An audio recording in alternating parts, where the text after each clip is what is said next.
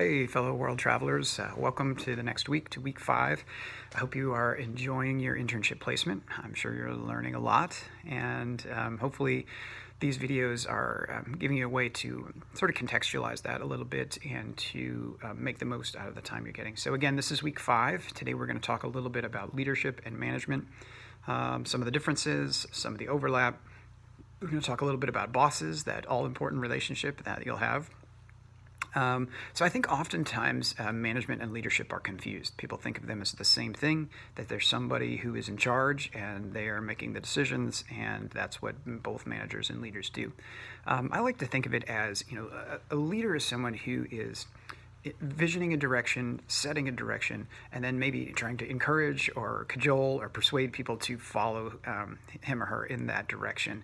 That you are out sort of in front, leading the charge in some thought ways, and trying to establish what it is that you want to do or the organization needs to do. A manager is somebody who works in an environment where those leadership directions have already largely been set, and you may make some small decisions about how to strategically carry out that vision, but you're probably not actually creating that vision. Instead, you are sort of manning the troops. You are making sure that people don't wander too far off the pathway of that vision that has already been set. A lot of this has to do with actually managing people's relationships with each other, because it's really hard to move forward when you have constant conflict, when you have people pulling in different directions, and when people just generally don't have a good sense of what the vision is. So a lot of what you do as a manager is to constantly remind people, okay, everybody remembers this is where we're going, right? This is the direction that we are headed towards, and this is your part, and what it is that you need to do and to contribute in order for us to make that goal, that direction. So a lot of what you're doing is reminding people of what it is that they need to do, helping them to break down larger problems into bite-sized pieces that they can handle, so that they don't get overwhelmed by the fact that you're in this one position, you have to get way over here. That you don't have to do that this week. What I want to help you do is understand you just need to get to here this week, and then next week we'll look at something else. So you're helping them to break down those kinds of large projects into small projects. You're helping them set priorities so that your people aren't trying to do everything at once and exhausting themselves, but instead they are trying to figure out. You help them figure out, okay, this is more important than this. If you have to choose between these two things, this is the priority.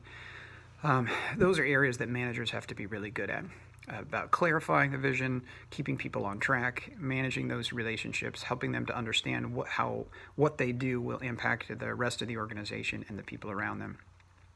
Leaders, on the other hand, are a little bit more iconoclastic. They are looking at the possibilities, and they are trying to decide at the strategic level what are the few big moves that need to be made before any of the tactical pieces can be done.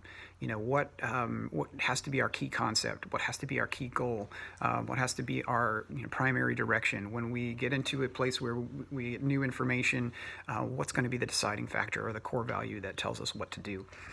So those are important. Now, one of the really challenging things is that in almost any organization that you will be a part of, you will have to manage in both directions. Unless you are the key highest leader, in most cases you're going to have both an upward and a downward ladder to work on. So you may at the same time be managing downward and helping your employees do a better job with what they do. You may be trying to keep them on track and make sure that they know where it is that they're going. At the same time, you may be managing upward, and you may be working with perhaps a boss who doesn't maybe know that area of the business even as well as you do, and you are having to kind of translate for them. You're having to look out for that boss and try to protect them sometimes from mistakes that they might make or just misperceptions. You are listening and saying, wow, this is what's going on at the lower level. This is what I'm hearing, and I need to find creative and positive ways to share that upward so that the person above me can be successful as well. So that can be a real challenge, because you have to manage with diplomacy. You don't want to make the person look like they don't know what they're doing. You need to develop, whenever possible, a relationship of confidence with that person so that you can figure out how their personality works and how they best receive feedback. And in some ways you have to help that person understand and feel confident that you are looking out for their best interest and that you want them to be successful, that their success is your success, and that's what you're committed to. So that can be a real challenge, and there will be many times when the two pieces won't work work very well together, where in order to manage well downward, it's hard to manage well upward, or to manage well upward, it's going to be in conflict with what you need to do to manage downward. And communication in those opportunities is really, really key. And also to be able to learn patterns and sometimes get the right people together to discuss it themselves, so that you don't always have to be the middleman in going between that to try to sort it out, can also be important. So there are a lot of sort of tips and techniques for doing that, but a lot of it just takes time, honestly, to learn to read your manager and to read your people. And it takes a lot of emotional intelligence, which we're going to continue to talk about throughout this course, and we're going to study more in depth a little bit later. But those pieces are both important in your life. I don't know if you are, thinking that you definitely want to be a manager, you definitely want to be a leader, and how those pieces can work together. There are some people that make wonderful leaders and they're visionary, but they're not great managers because they're not necessarily great with people. There are other people that are the reverse, that are very good at managing a team, keeping things on track, but they really do not want to be or should not be responsible for coming up with the large-scale strategic direction. So it's important not to assume that those two things go together. I think part of leading is figuring out where your authority comes from. Is it from your title? Is it from your, who you know in the company, or, what positional authority you have? Or can you also wield authority in an influential way by being the most persuasive? Can you be a leader and have authority because you have the best ideas, and so people after a while will listen to you? Or through your communication style, are you able to convey a sense of authority by what you do? Do you build consensus, and your authority comes from your ability to do so?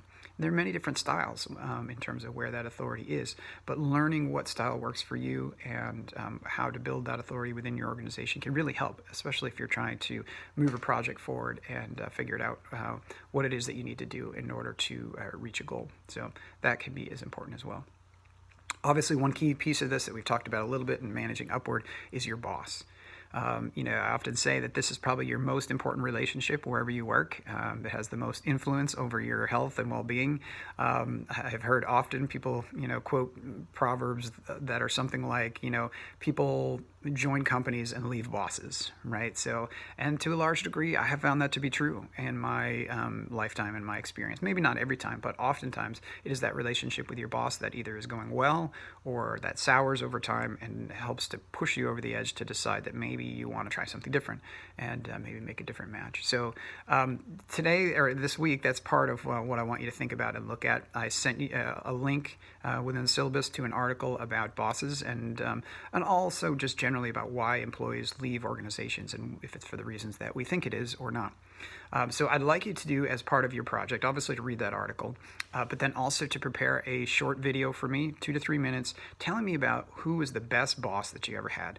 Why did you think that person was a great boss? What did you find in their style that worked for you? What is that something you think you could find somewhere else? And or what didn't work for you that maybe you could work with and adapt with? But tell me about your best boss and about what that experience looked like and how you might be able to search that out in the future to potentially, again, find an environment where you can really thrive and enjoy that.